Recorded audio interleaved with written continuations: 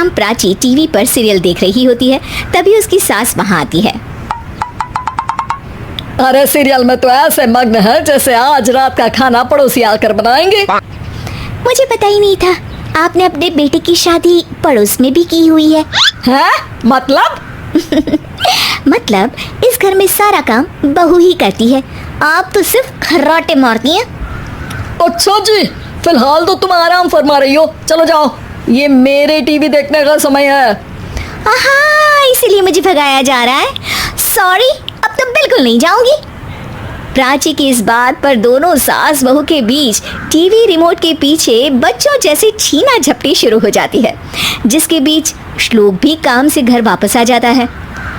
हाँ, आज मेरी चूहे बिल्ली की जोड़ी किस बात पर झगड़ रही है? अरे तेरे बीवी मुझे टीवी नहीं देखने दे रही। अरे तुम्हारी मम्मी मुझे खाना बनाने के लिए फोर्स कर रही है। अरे वाह, ऐसे बेतुके रीजन पर तो बच्चे भी झगड़ा नहीं करते। अरे मुझे कुछ मत बोल, सब इसने ही शुरू किया है। हाँ हाँ, जैसे आप तो बहुत दूध की धूली है ना। अरे बस दोनों चुप। प्राची जाओ, खाने की तैयारी करो। और माँ तुम छोड़ो, तुम्हें क्या बोलूं, शांति से अपना सीरियल देखो, मुझे दोबारा लड़ने की आवाज सुनाई नहीं देनी चाहिए। ऐसा बोलकर श्लोक वहाँ से चला जाता है, जिसके पीछे पीछे प्राची भी कुछ न कुछ बड़बड़ाते हुए रसोई में चली जाती है। हाँ हाँ, सासू जी को तो कुछ बोलेंगे ही नहीं, बस मुझ पर ही हुक्म चलता है, खाना बनाओ, जैसे मैं इनके घर में खाना बनाने के लिए आई हूँ। इसी तरह शाम बीतती है और रात को श्लोक और प्राची की सास खाना खाकर सोने चले जाते हैं, लेकिन प्राची गुस्से में कुछ खाए बिना काम में ही लगी रहती है। इस घर में किसी को घंटा फिक्र नहीं पड़ता, मैं खाऊं या भूखी रहूं। प्राची कुछ देर के लिए रसोई से बाहर जाती है और जैसे ही वापस आती है तो वहाँ दूध का भरा ग्लास देखकर हैरान रह जाती है।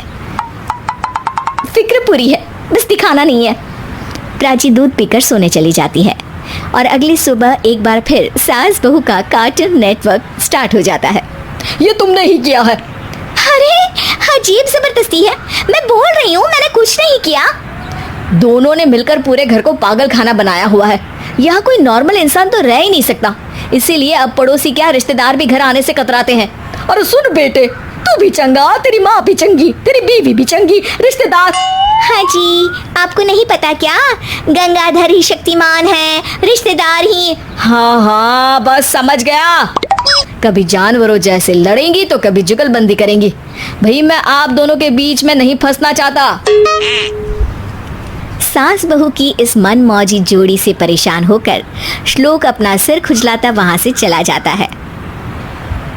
चलो अब मैं भी कीर्तन में जा रही हूँ। इस पर जैसे ही सास कमरे में अपना पर्स लेने जाती है तो वहाँ नाश्ते की प्लेट रखी देख मुस्कुराने लगती है और नाश्ता करके घर से बाहर निकलते हुए कुछ पैसे टेबल पर रख जाती है, जिसके कुछ देर बाद सिलेंडर वाला घर आता है। ओ मुरी मैया, मैं सिलेंडर के बारे में तो बिल्कुल भूल ही गई थी। घर खर्च के सारे पैसे भी मम्मी के पास है और श्लोक से बोला तो उल्टा 4 बात सुनाएंगे। प्राची ये सोच ही रही होती है कि अचानक उसका चेहरा चमक उठता है और वो घर में आकर इधर उधर देखने लगती है। तभी उसकी नज़र टेबल पर रखे पैसों पर पड़ती है, जिन्हें वो सिलेंडर वाले को दे देती है। ये सब श्लोक देख लेता है। अच्छा बेटे, इतना बड़ा घोटाला, सबके सामने मैं तेरी दुश्मन और पीठ पीछे तेरी मेरी यारी। इस पर श्लोक एक प्लान बनाता है और शाम को सब एक साथ बैठे होने पर बोलने लगता है। माँ, तुम दोनों की बहुत लड़ाई होती है, इसलिए मैं सोच रहा हूँ कि प्राची को उसके घर छोड़ाऊं, इससे वो भी खुश रहेगी और तुम भी। अचानक श्लोक की ये बात सुनकर सास बहू शौक से उसकी तरफ देखती है। अरे ऐसे कैसे घर छोड़ाओगे, मुझे कहीं नहीं जाना। अरे तुमने बोला नहीं पर मैंने सुन लिया, तुम्हें मम्मी के साथ रहना अच्छा नहीं लगता, मुझे पता है।